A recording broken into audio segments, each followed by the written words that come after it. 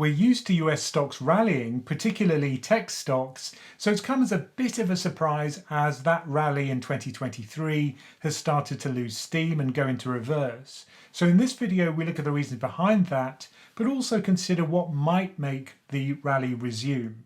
This video is sponsored by Koifin, which provides investors with live market data and powerful analytical tools. So let's look at why the market has started to fall in a bit more detail. If I had to characterize the last 5 years, you could break it up into roughly year-long sections quite cleanly. Firstly, we had the pandemic fall. That was very sharp, very short, and then the recovery was just spectacular. And that was particularly focused in the Nasdaq. So the dark blue line you can see here is the Nasdaq index, the lighter blue line is the S&P, and the orange line is US government bonds. But then at the end of 2021, what we saw was that the rally pretty much fizzled to a complete halt and went into sharp reverse, such that we then saw the end of the US tech rally and it became the tech wreck, which lasted for most of 2022.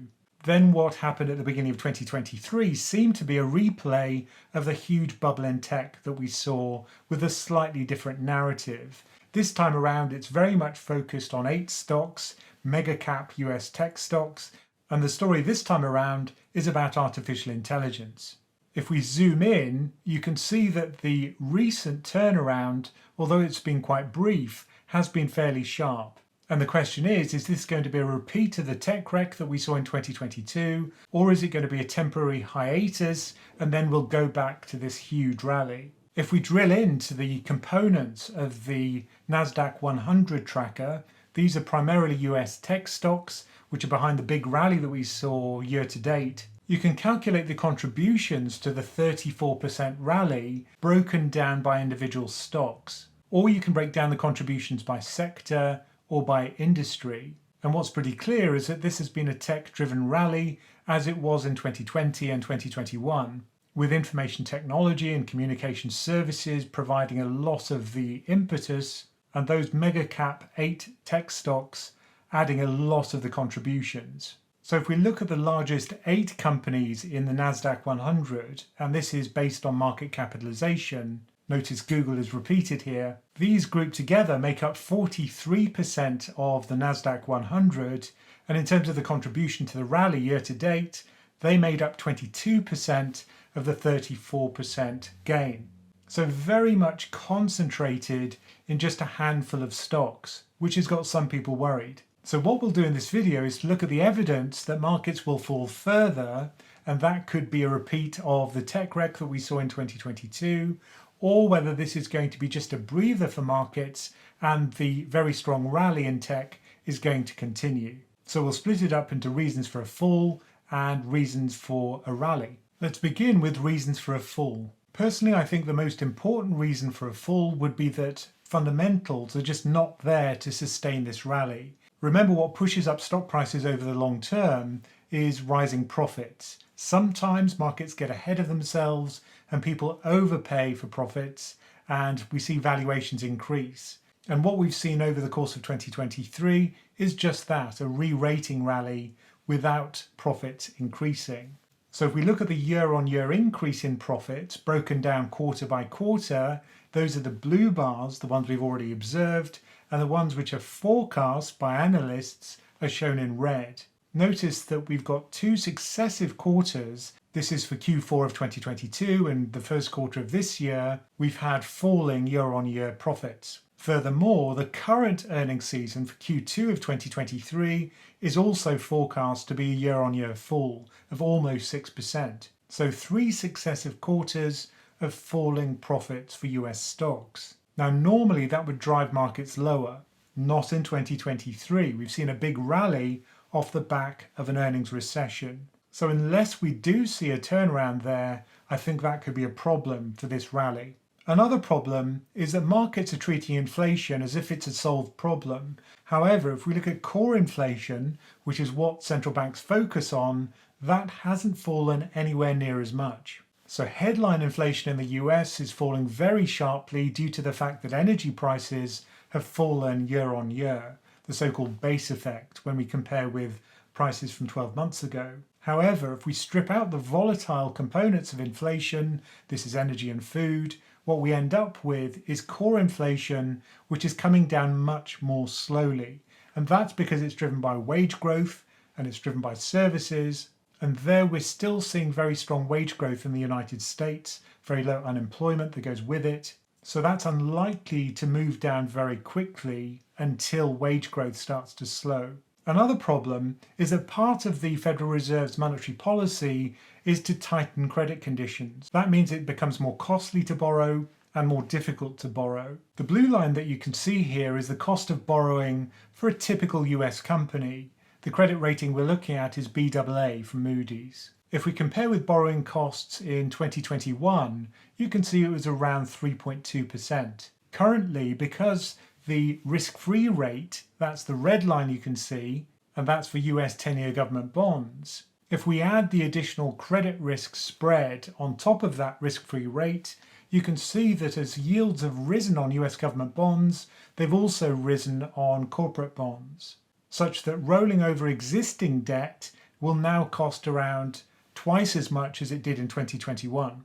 Now that's going to be a drag on economic activity in the United States, it's going to be a drag on profit growth, and it's ultimately going to be a problem for profitability for US companies. Usually when you get tightening credit conditions, you get a slowdown in earnings growth, and that ultimately puts a brake on the stock market as well. The last reason we'll look at for the falling stock market in the US is that valuations are currently very high. We saw that profits were falling for the S&P 500 and yet stocks were still going upwards. In other words, people were paying more for falling profits. And that's a re-rating rally. It's based on euphoria, it's not based on fundamentals. Now that can continue for a long time. However, what you usually see is that the returns for the next 5 or 10 years following periods of very high valuation tend to be lower. Now people who know that will be pulling back on their stock market exposure as valuations get ahead of themselves. So one way that that can correct itself is that profits can increase to justify prices, or prices can snap down to meet where profits tell them they should be. In other words, derating following this huge re-rating rally.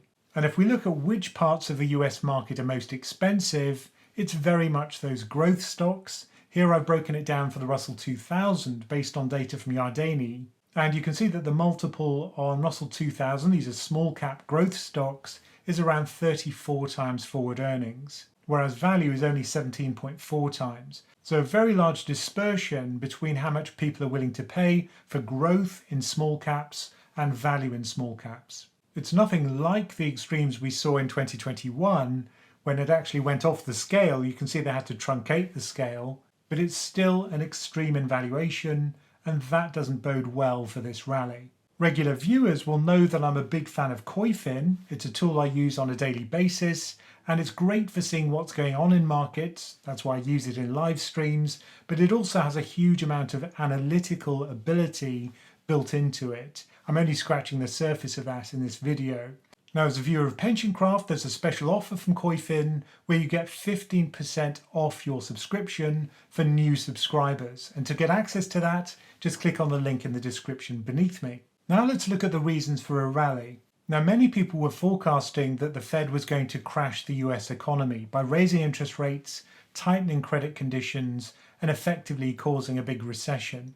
Well, that didn't happen. What we've actually seen is what very few people expected, which is a soft landing. We've seen inflation come down without a significant weakening of US growth. Here's Koifin's World Economic Dashboard, and you can see it broken down with one row per country and various really important economic numbers along the top. So we could sort based on government debt to GDP or the unemployment rate. But let's look at GDP growth. So here is US GDP growth going back to 1952. The median growth rate has been about 3.1%. If we zoom in, you can see the pandemic dip here, which was pretty deep but pretty short-lived. Then we got the bounce back, and many people thought that as the Fed tightened policy, we'd see this fall into negative territory. But as you can see, the latest print was a 2.6% year-on-year increase in GDP. If anything, we're seeing an acceleration upwards in growth. Now that's a positive,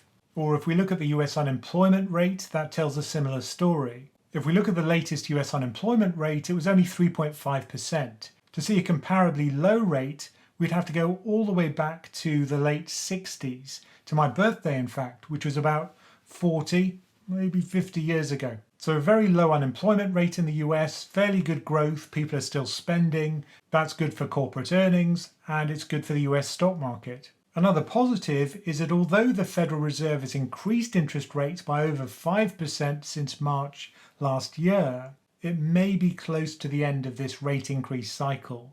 So although core inflation, this is the PCE measure, the personal consumption expenditures measure, which the Fed focuses on, although it hasn't fallen a lot, you can see that core inflation is now falling. There are some signs of disinflation at least. You can also see in response to that, the Fed's policy rate increases have now pretty much slowed down to a crawl. It's now pretty much in wait and see mode to see what effect that has on core inflation. If that does start to come down substantially, we could see rate cuts, not soon, but within a year, say. And as we saw previously, when interest rates fall, when the Fed policy rate falls, markets, particularly growth stocks, see that as a positive. So perhaps markets are looking through to that eventuality and rallying on the back of it. And I certainly think once we do see substantive disinflation in this core PCE number, then that'll be a big reason for a rally in US tech stocks.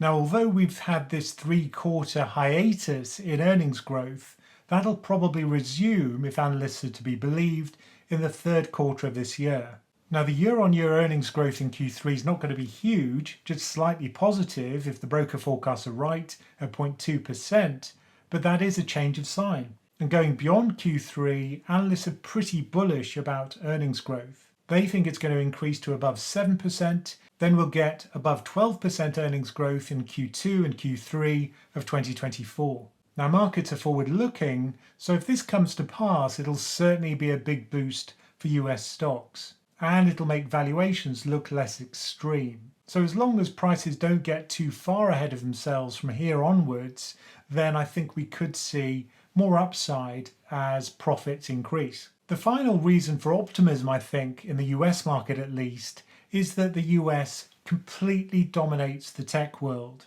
For example, if we take an MSCI index, which is based on tech, and this is the IMI Robotics and Artificial Intelligence Index, look at the top 10 stocks in that index. 9 out of 10 of them are based in the United States. Nvidia, Meta, Apple, Netflix, all of these companies completely dominate our lives, our tech lives anyway. And there are no large substitutes. For example, where's the UK Amazon or the UK Apple? There's just no contender. And while that remains the case, and it's likely to remain the case for some time, then these companies effectively have a huge first mover advantage in so many areas of technology. Now, it's going to take a very long time for that to be reversed, and that means that the profits for these tech companies will remain dominant, and those will propel their share prices ever higher. Until we get homegrown alternatives to these mega cap tech stocks, I think it's likely that US exceptionalism will carry on. So my personal opinion is that we will see some further falls in the US stock market because markets have got too far ahead of themselves. If you look at the valuations for some of these tech stocks, they are very stretched. But once markets have had a little time to recover and earnings have had time to catch up, I expect that this rally will continue. And certainly for my core portfolio, I haven't changed it one bit. It's still 100% equity, it's still a global portfolio, it's still a single fund, and I remain very optimistic on the long-term prospects for the global stock market and for the US market. Now remember, if you want to do your own analysis, you can do that with Koifin, and we've got a special offer where you get a 15% discount. Just go to the description to get the link to sign up to get that discount. And, as always, thank you for listening.